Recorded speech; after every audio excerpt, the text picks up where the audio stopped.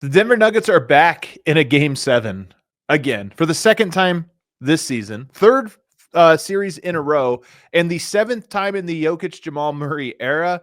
So we're going to talk about game 7 and why the Nuggets seem to be addicted to these, or at least they always find themselves in them.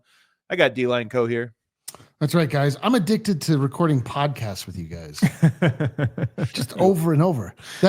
It's been the last 3 hours of my life. Yeah. It's been the whatever. I'm like the Nuggets that way, you know. I guess I can't get enough. The people want content on a weekend, Eric. What are you going to do? Take off? No. I've also got Harrison Wind. I'm addicted to winning. I don't know if you've heard, but a lot of people say winning is a lifestyle. Dude, what a legend. I don't want to go back to losing. Like, I just want to keep winning. Dang. Well, I like it. That's maybe a good place to start because I do think there is something too. Like if we talk about all the traits that go into the Nuggets and why they find themselves in game 7s, I think the number one reason is because they refuse to die. They are a tough team. There are teams that fold. They just fold it up when things start going bad. Man, I was talking to Legler today on the All-NBA show, and he was talking about the Lakers series against Minnesota and off the ball, early in that series, that game they threw away might have just cost them. And I go, that's weak. The Nuggets lost game 2. They could have won it. They lost games 4 and 5. They could have won it. Did they quit? Did they say, we didn't get a bounce? So I think, and it's not the whole story, there's a big pie here. Maybe 35% of the pie, maybe 40% is just they don't quit. You have to kill them. Yeah, they don't quit. They're too stubborn and like too stupid to quit. So stupid. Like the normal NBA player would quit, but Nikola Jokic has something about him. Jamal Murray has something about him, and Aaron Gordon and just this team has this thing about them where they don't know how to take the easy way out, man. I know.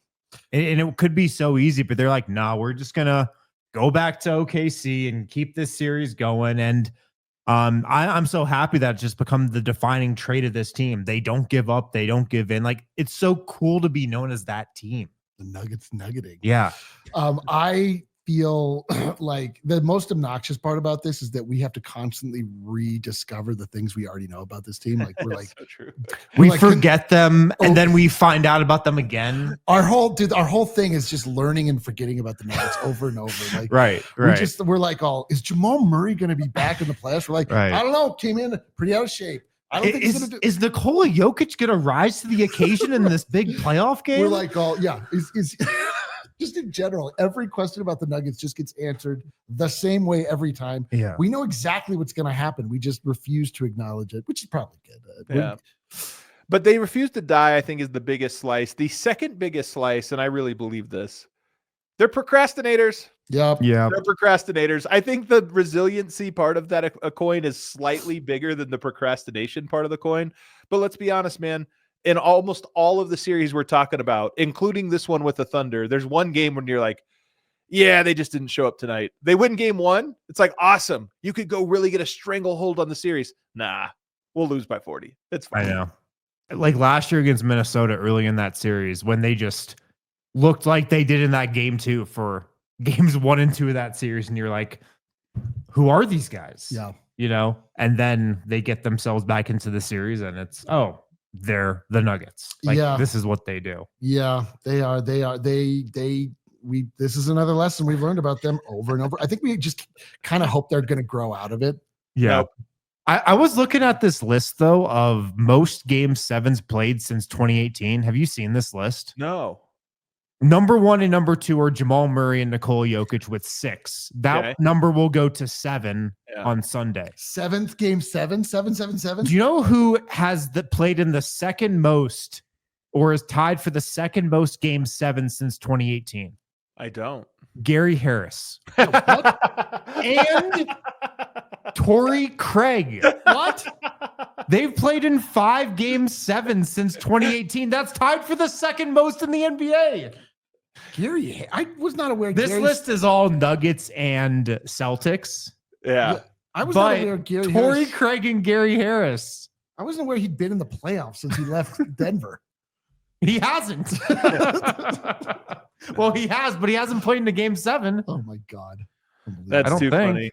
Another reason here, and this is a smaller piece of the pie, I don't think the Nuggets are a blow you out type of team unless the role players are making shots. And most recently, I don't think they've had the shooters, like the shooting depth to blow teams out. The Nuggets, I've made this comparison before. They're not knockout punchers. They are, they have a good ground game. They really like wear you out and then slowly wait to get you in a hold.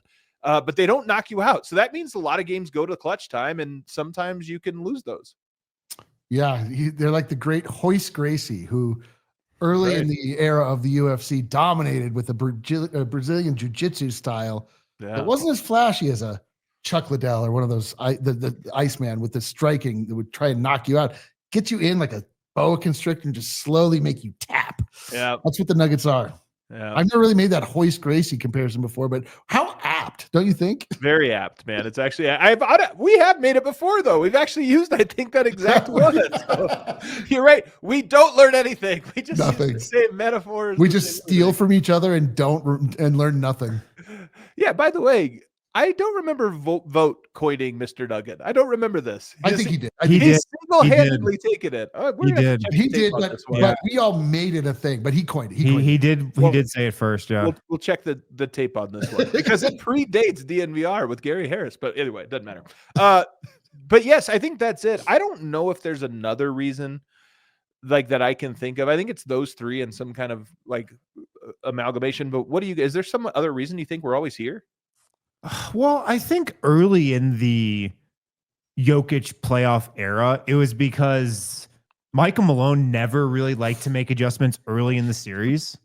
Yes, that's a good call. I think that's so true. They were coming from behind, in most of these series. If you think back to that Spurs series way long ago, the first playoff series of the Jokic era, and then in the bubble, I mean, coming back from down 3-1 twice. Yes. Like that was definitely about some of the adjustments that they made later than they probably should have in those series, or maybe not. Maybe they made them at the perfect times. But the Nuggets were never a team to blink first.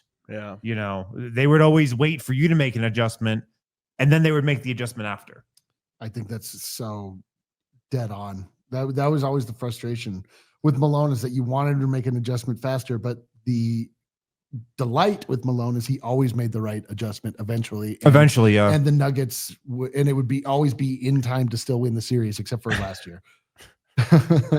Last year's very close. Last year he did the problem that they did this year, which was like, we'll just ride it all the way through, and then they ran out of gas, which hopefully we've kind of grown from.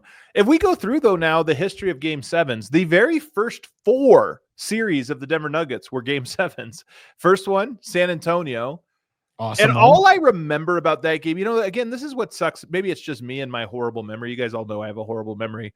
The only thing I remember about that game was that they didn't call a timeout at the end. Greg Popovich was yelling at them too, and they weren't listening. And so he literally on the bench went like this and was just like, whatever. And they lost. Yeah. I remember that distinctly. They were going to lose either way, but it was like they did like give up. But I mean, that game I remember actually pretty vividly, because this was right as I think it was the first like very big playoff run we had together.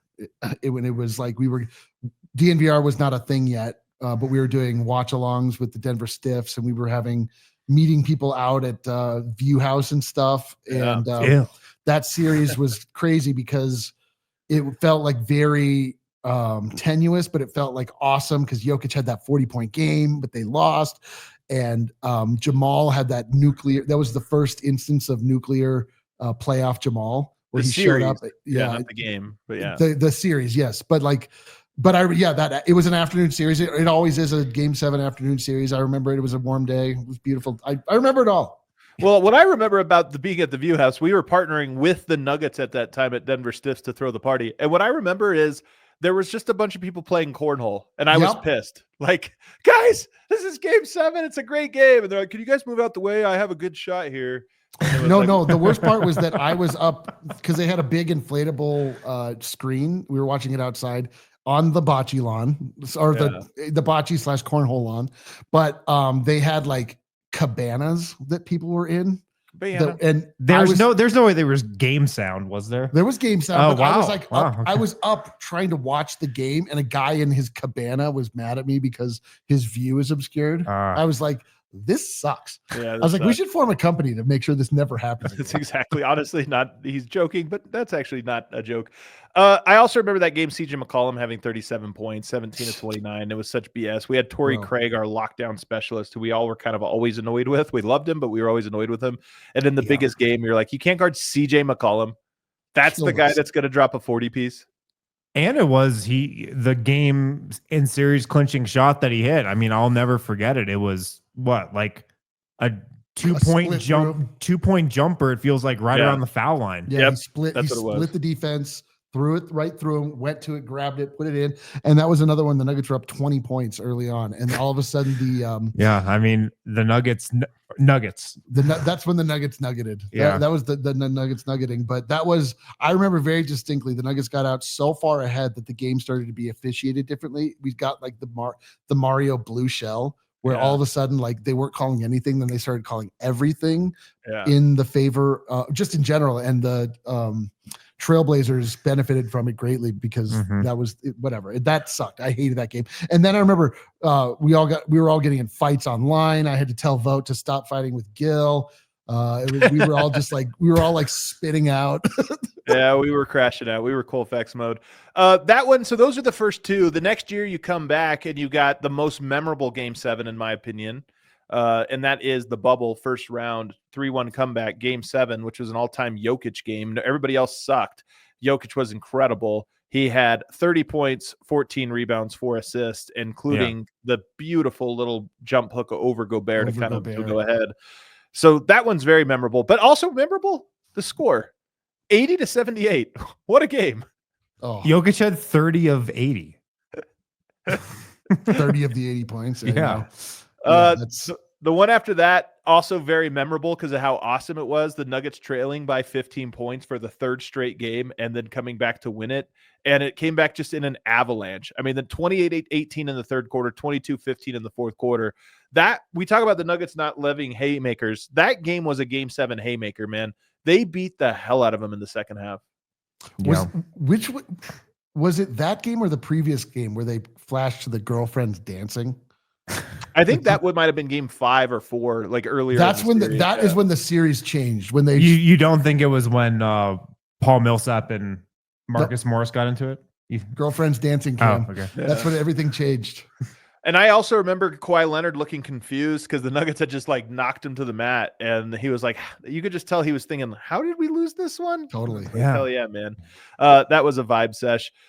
You have to go to last year then to get to the next one, which was, of course, we'll never forget that one, the loss to the Minnesota Timberwolves. We'll never forget this one as well. Nuggets were up. They made a fateful flaw. And, a lot of people have the revisionist history. Jamal Murray was good in that game. Great in the first half. Horrible in the second. And it was kind of the story. But also the story was they just ran the guys too long and ran out of gas. And Gobert hit.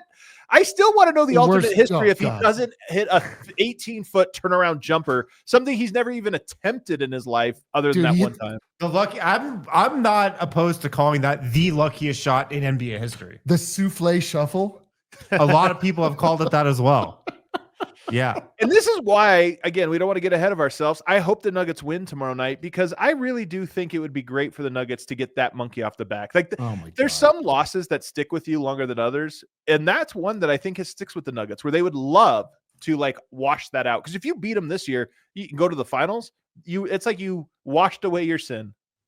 Yep. Yes. I mean, we avenged all of the Lakers losses already. Like we're back on even footing with the Lakers. I feel like Portland is like whatever. Yeah, whatever. It's just really this Minnesota squad.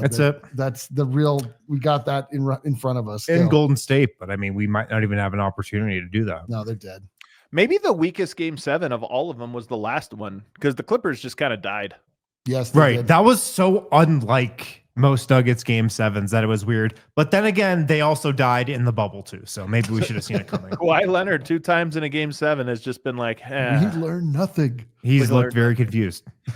So the Denver Nuggets addicted to Game 7s. They have another one coming up here against the Oklahoma City Thunder. We just ran you through their history and why we think that they are always in them. Let us know in the comments what you think about all of that.